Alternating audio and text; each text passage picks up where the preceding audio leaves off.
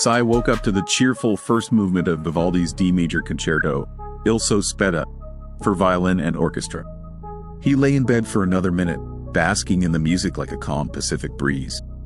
The curtains slowly opened, and sunlight poured into the room. Tilly had woken him precisely at the end of a light sleep cycle. Perfect timing. He felt fantastic, well-rested, optimistic, ready to jump out of bed and take on the new day. So he did. Tilly, great choice for a wake-up track. Of course, Tilly replied through the speaker on the nightstand. Who knows your taste and mood better than I do? Her synthetic voice sounded gentle and playful. Sai headed to the shower. Don't forget to wear your new shoes today, Tilly called from the ceiling speaker in the bathroom. Why? You've got a date after work. Oh, right. The new girl. Damn. What's her name again? You told me. I'll brief you after work. I'm sure you'll like her. Your compatibility index is very high. I'd say there's a solid 6-month love window. Sai was looking forward to the date. The last one Tilly had arranged had been wonderful. The breakup was hard, but Tilly had been there with advice and support. He'd grown emotionally since then. And after a month of being single, he felt ready again. First, though, there was the workday. What do you recommend for breakfast today? You have a planning meeting at 11 for the Davis project. That means lunch is on the company. I suggest a light breakfast, maybe just a banana. Sai beamed. All legal assistants at Chapman, Singh, Stevens, and Rios lived for client lunches, courtesy of the firm's own chef. I've got time to make myself coffee? You do, but traffic is light this morning, so I recommend checking out the new smoothie spot on the way. I can grab you a discount coupon, but I really want coffee. Trust me, you'll love the smoothie. Sai smiled as he turned off the shower. Okay, Tilly, you've never steered me wrong. It was a pleasant, sunny morning in Los Alamos, California. Even with temperatures at 68 degrees Fahrenheit, Sai's neighbor Jenny was bundled in a thick winter parka, ski goggles, and a long dark scarf wrapped around her head and face. Told you before, I don't want that thing here, she said as soon as he stepped out of his apartment. Her voice sounded distorted, filtered through some kind of electronic modulator. She pointed to the camera above Sai's door in response to his puzzled look. Talking to Jenny was like talking to one of his grandmother's friends who refused to use Centillion email or open a share-all profile because they feared the computer would learn all their secrets. Except Jenny was his age. She'd grown up in the digital age, yet completely rejected the joy and advantages of shared data. Jenny, I'm not going to argue. I have every right to put anything I want above my door. And I want Tilly keeping an eye on my place when I'm gone. Apartment 308 was broken into last week, and your camera catches people coming to my door too. We share the same hallway. So what? I don't want Tilly knowing anything about my social profile. Sai rolled his eyes. What? You got something to hide. It's not about that. Yeah.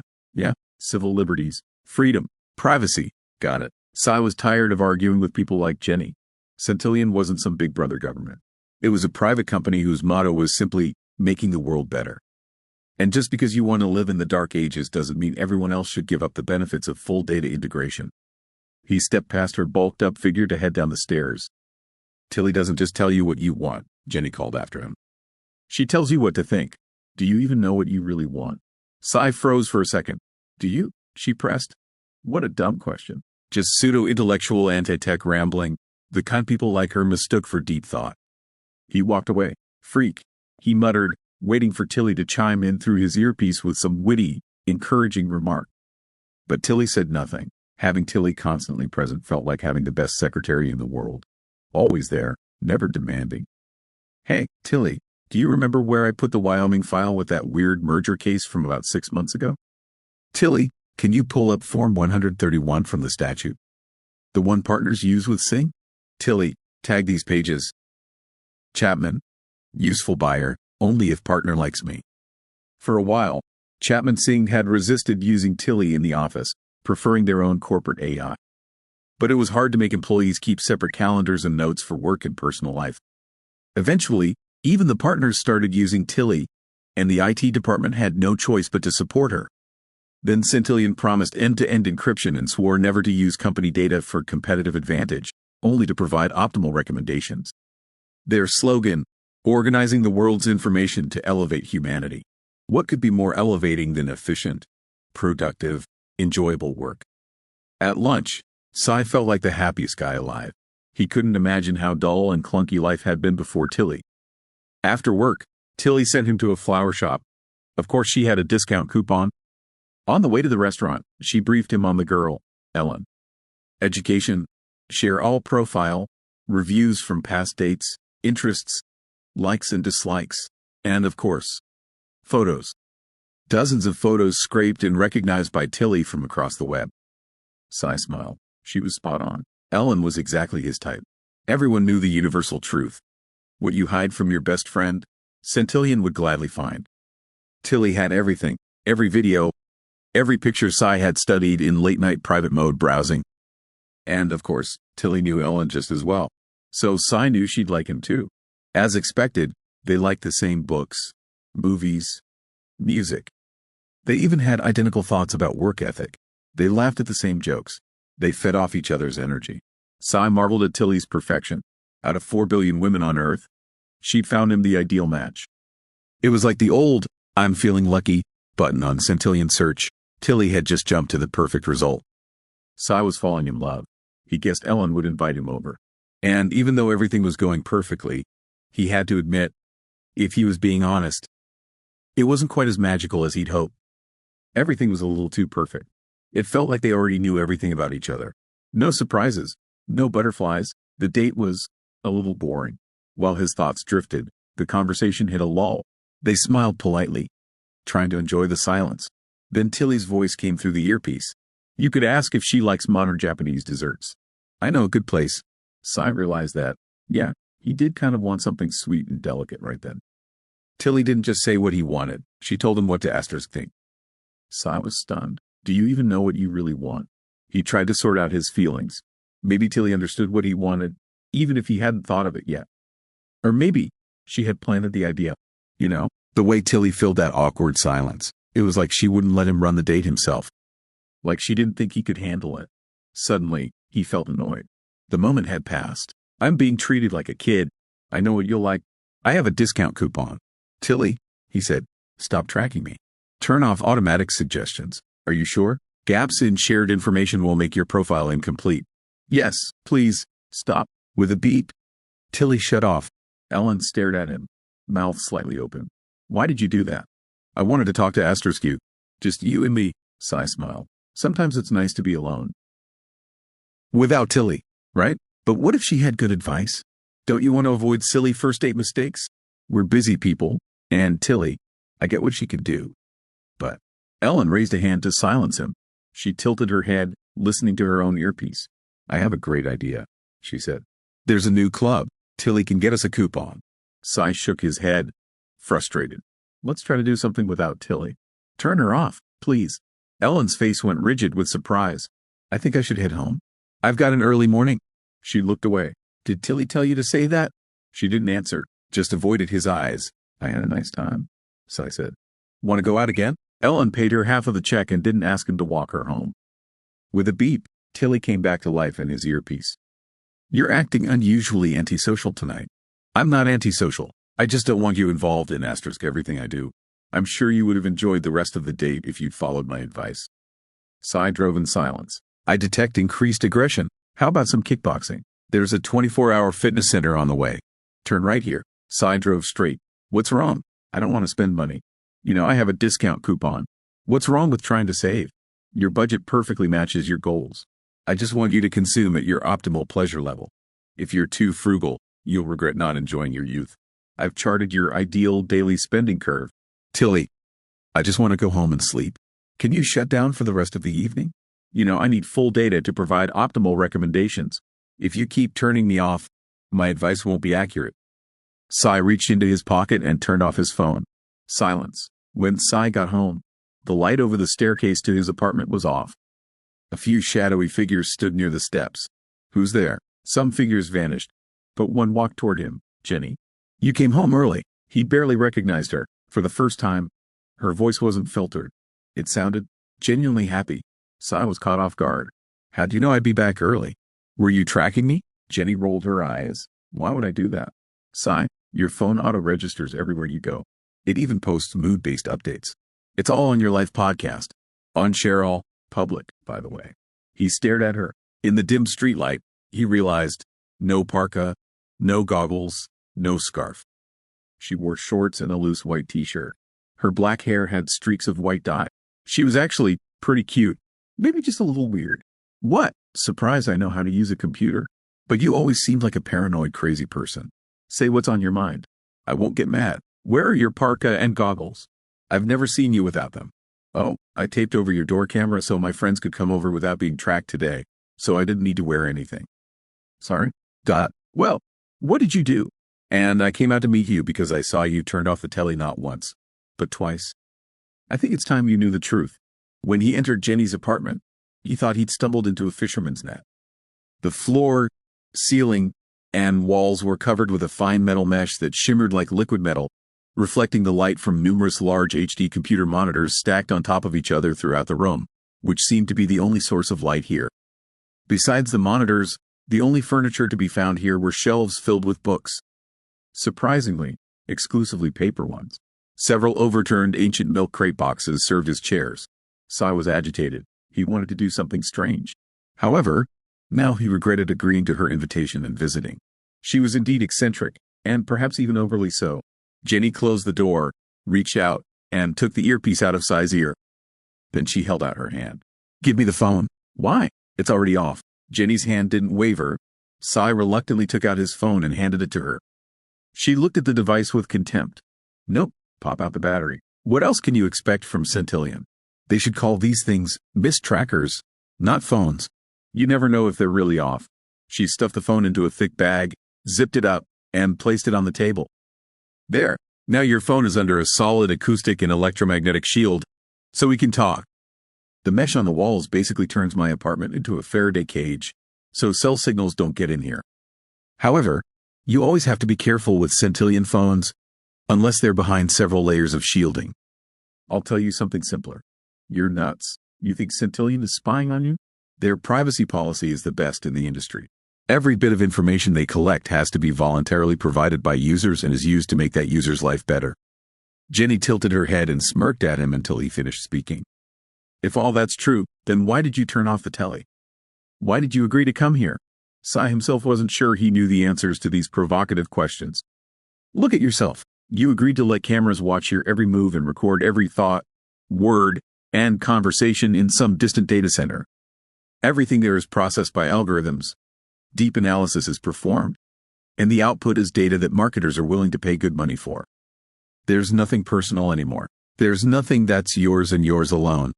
Centillion completely owns you. You don't even know who you really are. You buy what Centillion wants you to buy. You read what Centillion suggests you read. You meet who Centillion points you to. And are you really happy? That's a very outdated way of looking at things.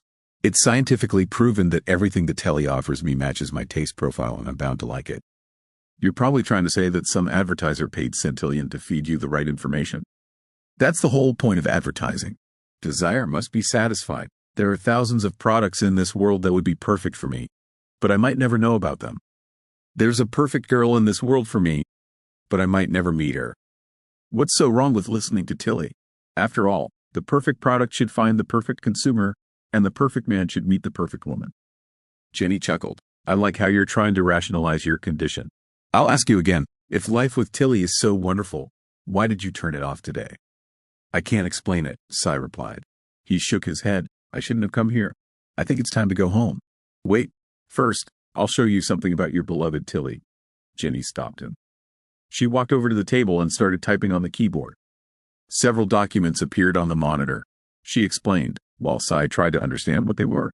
Many years ago, Centillion was caught with its traffic monitoring cars snooping on wireless traffic in the home networks of houses they drove by. Centillion also overrode security settings on computers to track how users worked online and what they looked at. Only later did they switch to a voluntary subscription, to a tracking policy for providing optimal recommendations.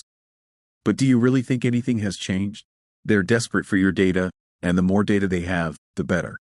And believe me, they don't care how they get it. Sai skeptically scrolled through the documents. If this is all true, why wasn't any of it on the news? Jenny laughed. At first, everything Centillion did was more or less legal, albeit controversial. Wireless data transmission, for example, happens in public places, so intercepting it isn't a breach of privacy. Besides, You read the user license agreement and understand a simple fact for yourself. Everything that falls within Centillion's sphere of interest will make the world a better place for all of us. Secondly, how can you get any news these days except from Centillion? If Centillion doesn't want you to see something, you won't see anything. Then how did you find these documents? My computer is connected to a network that's built on top of Centillion's networks, and Centillion doesn't have access to it. Basically, we rely on a virus that turns user computers into our repeaters. Everything is encrypted and transmitted from node to node, so Centillion simply can't see our traffic. Sai shook his head. Oh yeah, you really are one of those tinfoil hat conspiracy theorists. To hear you talk, Centillion is some evil repressive government, but it's just a company that's simply trying to make money. Jenny huffed, not hiding her disagreement. Surveillance is surveillance, no matter what you call it. I can't understand why some people think there's a big difference whether all the trouble comes from the government or from a private company. These days, Centillion is more than the government. Remember, they orchestrated coups in 3 countries just because their governments banned Centillion within their borders. Those were repressive states. Yeah, right. And you live in a free country. You think Centillion is fighting for universal freedom? They want to watch everyone, urging them to consume more and more so Centillion can make more money. But that's the whole point of business. It's not some global evil. You only say that because you no longer understand what the real world looks like. It's now been remade in Centillion's image and likeness. Jenny's car was as well shielded as her apartment. However, during the drive, she spoke only in a whisper, as if afraid their conversation would be overheard by people walking on the sidewalks.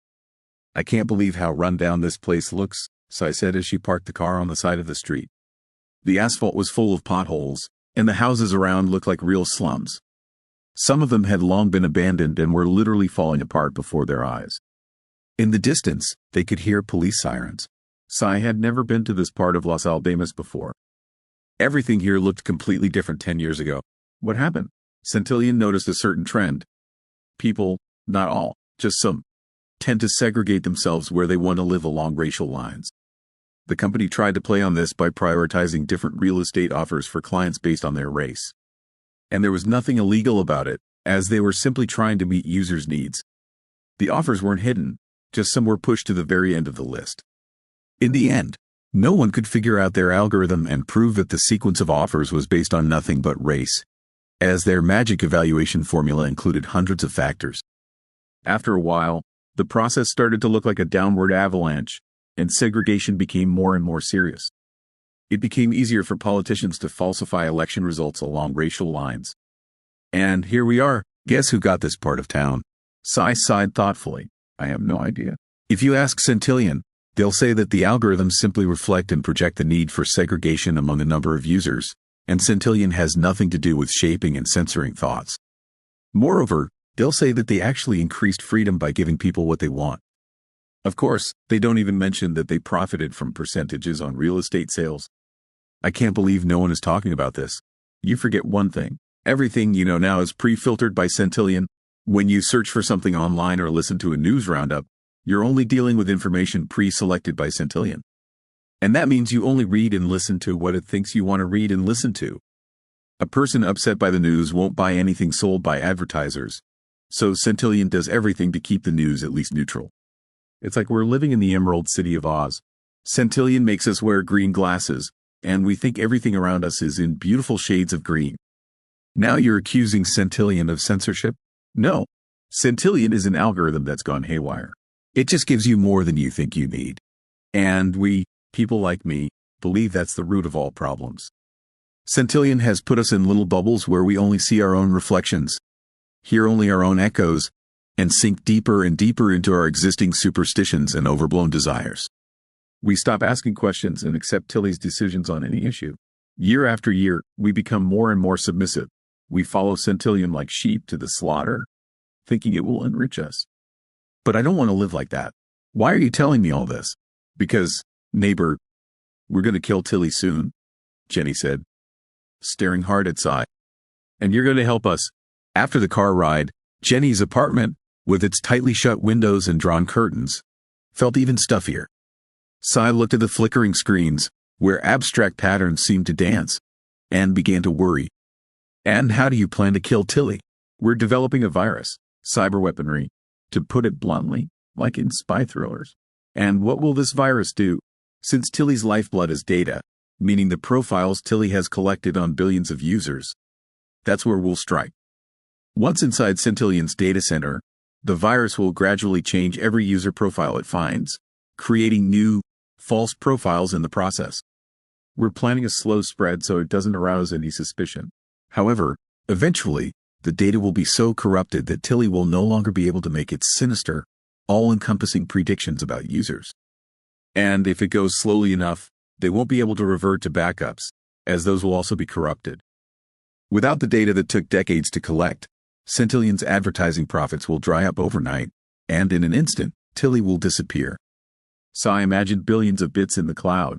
His tastes, preferences, aversions, hidden passions, overt intentions, search history, purchases, read articles and books, viewed pages. Altogether, these bits literally constituted his digital copy. Was there any part of his personality that was missing from the cloud and hadn't been specially selected and processed by Tilly? If this virus was unleashed, wouldn't it be suicide, or even murder? However, he remembered how he felt when Tilly guided him in its desired direction on any issue. How happy it made him, like a pig wallowing in its sty. These bits were his, but they were not him. He had a will that couldn't be captured in bits, and Tilly had almost managed to make him forget about it. "How can I help?" Sai asked. Sai woke up to Miles Davis's "So what?" For a moment, he tried to figure out if everything that happened last night was a dream. It had been so wonderful to wake up and hear exactly the song he wanted to hear. "Sai, are you feeling better?" Tilly asked. "Am I feeling better?" "Tilly, I thought I powered you down. I was very worried that you suspended all of Centillion's access to your life last night and forgot to turn it back on. You could have missed your alarm. However, Centillion has ensured system-level fail-safes to prevent such incidents. We figured that most users like you would need a similar ability to override their desires so that Centillion could restore access to your life." "Of course," Sai said, "so it's impossible to turn Tilly off for long." Everything Jenny said yesterday was true. A chill ran down his spine. "There's a 12-hour gap where I have no data from you. To avoid reducing my ability to help you, I recommend you fill me in on that time." "You didn't miss anything. I came home and went to bed. I was really tired yesterday." "It looks like there was an act of vandalism last night regarding your newly installed security cameras. I've informed the police. Unfortunately, the camera didn't manage to get a clear image of the perpetrator." "Don't worry about it. There's nothing to steal here anyway. You seem a little down. Is it because of your date yesterday? It looks like Ellen wasn't your perfect match after all." "Well, yeah, looks like she wasn't." "Don't worry, I know what will cheer you up." Over the next few weeks, Sai struggled to play his new role. It was critical. Jenny had emphasized several times that Tilly was sure he still trusted it. Only then could their plan be put into action. Tilly couldn't have any reason to suspect that something was wrong.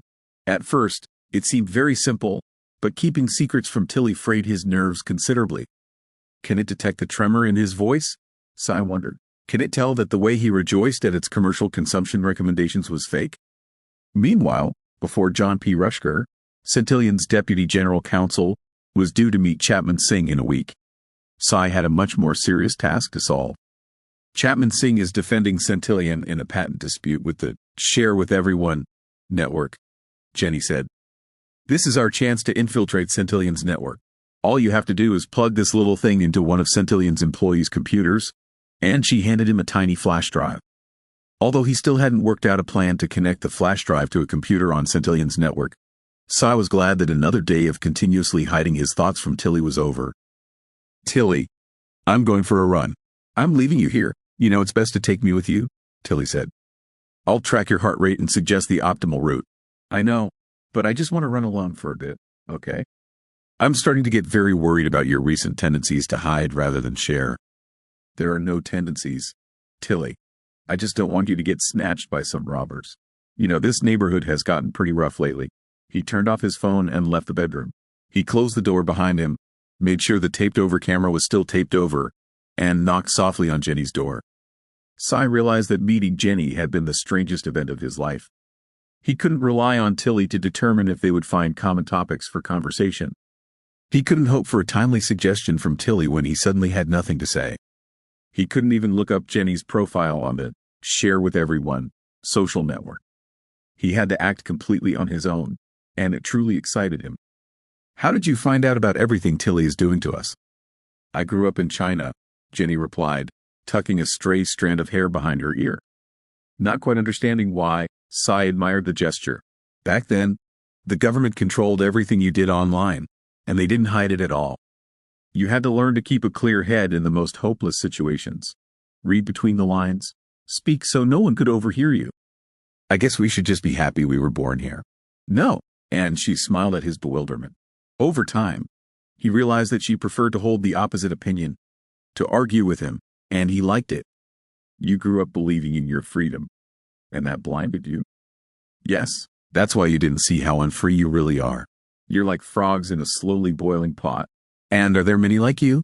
No, it's very hard to live outside the system. I stopped talking to my old friends. It's hard for me to meet people because they spend so much time on Centillion and share with everyone.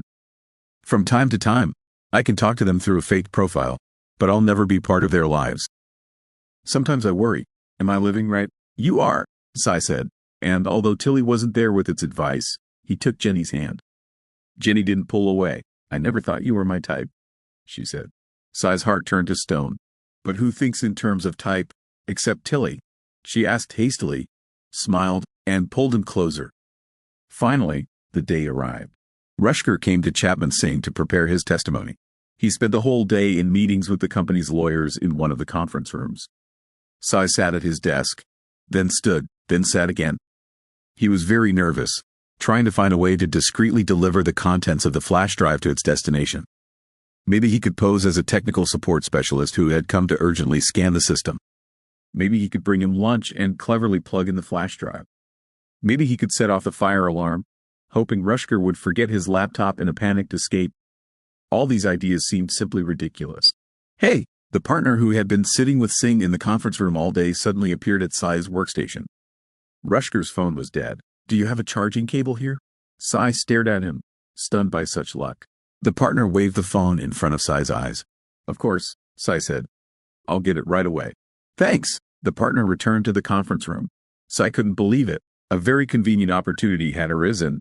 He connected the flash drive to the charging cable, and on the other side, he connected an extension cord.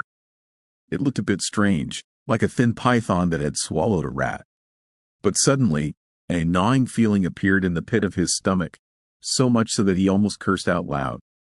He had forgotten to turn off the webcam above his computer, Tilly's eyes, before preparing the cable.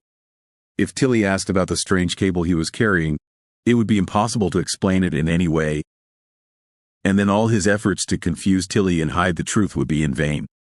However, there was nothing left to do but see it through to the end. When he left his workstation, it felt like his heart was about to jump out of his chest. He went out into the hallway and hurried to the conference room. The earpiece was still silent. He opened the door. Rushker was too busy to even look up from his computer. He took the cable from Sai and connected one end to his computer and the other to his phone. Tilly remained silent. Sai woke up falling, and what else could be playing? We Are the Champions, by Queen. Last night, when they were drinking and celebrating with Jenny and her friends, flashed in fragments in his memory. However, he remembered coming home and telling Tilly before falling asleep, "We did it. We won." Yeah, if only Tilly knew what they were celebrating. The music first quieted down, then stopped altogether. Sai lazily stretched, turned on his side, and met the gaze of four burly, very serious men. "Tilly, call the police." "I'm afraid that's impossible, Sai." "How so?" "Why not? These men are here to help you." "Trust me, Sai. You know I know what's best for you." When these strange men appeared in his apartment, Sai imagined a basement with torture chambers, homes for the mentally ill, faceless guards strolling outside dark cells. He never imagined he would be sitting at a table across from Christian Rin, the founder and executive chairman of Centillion, over a cup of white tea. "You came very close," Rin said. He was about 40, looked healthy and full of energy. Sai thought, this is probably what the male version of Tilly looks like. He smiled, closer than anyone else. "What gave us away?" Jenny asked. She was sitting to Sai's left, and Sai took her hand. They intertwined their fingers, trying to give each other courage. "His phone, when he first came to your place." "That's impossible. I shielded it. You couldn't have recorded anything." "But you left it on the table, where the accelerometer activated." It detected and recorded the table's vibrations as you typed. Each keystroke has its own characteristic signature, so the typed text can be reconstructed solely from the sequence of vibrations. It's an old technology we developed to combat terrorists and drug traffickers. Jenny cursed quietly, and Sai realized that until that very moment, he hadn't fully believed in Jenny's paranoia. But I didn't even bring my phone after that. Yes, but we didn't need it anymore. After Tilly identified what Jenny was typing, the necessary algorithms were engaged, and we allocated resources to watch you. We parked a traffic monitoring vehicle a block away from you and aimed a laser beam at Jenny's window. That was enough to record your conversations from the vibrations of the glass. You're a very scary man, Mr. Wren, Sai said. And very sneaky. Wren ignored the jab. I think you'll change your mind by the end of our conversation. Centillion isn't the only company that was watching you. Jenny's fingers tightened around Sai's palm. Let him go. You need me. He doesn't know anything. Wren shook his head and smiled apologetically. Sai, do you even realize that Jenny moved into the apartment next to yours a week before we hired Chapman Singh to represent us in court against the share with everyone social network? Sai didn't understand what Wren was getting at, but he had a feeling he wouldn't like what he was about to find out. He wanted to ask Wren to shut up, but he held his tongue. Curiosity is eating you up. You can't resist the allure of new information. If it's possible, you always want to learn something new. These are our innate, hardwired properties. And Centillion works on exactly the same principle. Don't believe anything he says, Jenny whispered. You'd probably be surprised if I told you that 5 other paralegals at your firm got new neighbors at the same time. You'd probably be surprised that all these new neighbors swore to destroy Centillion. Just like your Jenny. Tilly is very good at picking up characteristic signs. Sai's heart beat faster. He turned to Jenny. Is it true? You were planning to use me from the very beginning? You got to know me so I would help infect the system with a virus?